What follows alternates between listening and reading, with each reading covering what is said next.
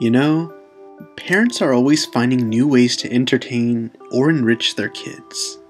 In fact, the earliest years are the most important in a child's life when it comes to developing their young mind.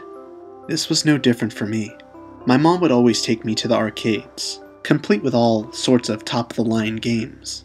Or the parks, with the jungle gyms that were always scalding hot from being in the sun all day.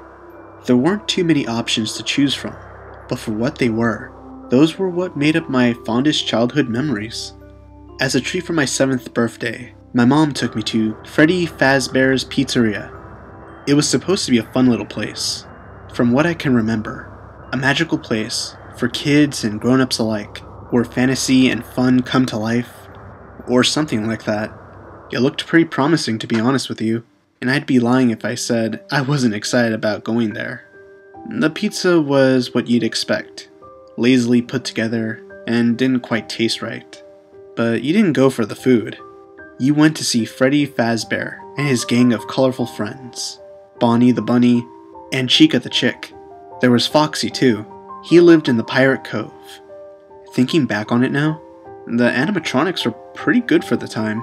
They had full body movement when singing on stage, and even Foxy moved around quite a bit on his little pirate ship. In fact, I remember that after a few songs, Freddy and his friends would come off the stage and walk around, interacting with the kids. They would walk up to the kids and say things like, "How's the pizza? Good, I bet." Or, "Are you having fun? I know I am." I remember that Foxy always said, "It's me! I'm gonna get ya!" It was cute. To keep the kids entertained, there would be little games they'd play, like Follow the Freddy, which was just follow the leader, or Foxy's Treasure Hunt, where kids would be given small trinkets and Foxy would chase after them, like a game of tag. I remember I had finished a slice of pizza, and I asked if I could play the treasure hunt game with Foxy. My mom said it was okay, so I got up, and I got one of the workers to give me a tiny palm-sized treasure chest. I was actually really excited. Foxy was my favorite. Me and about 6 other kids were given small treasures, and that's when Foxy jumped off the Pirate Cove. He yelled, "It's me! I'm gonna get ya!" And that's when we all scrambled. It was great fun. I looked over my shoulder, and I saw Foxy chasing around the other kids. And at one point, he almost got me. Boy, Foxy was fast.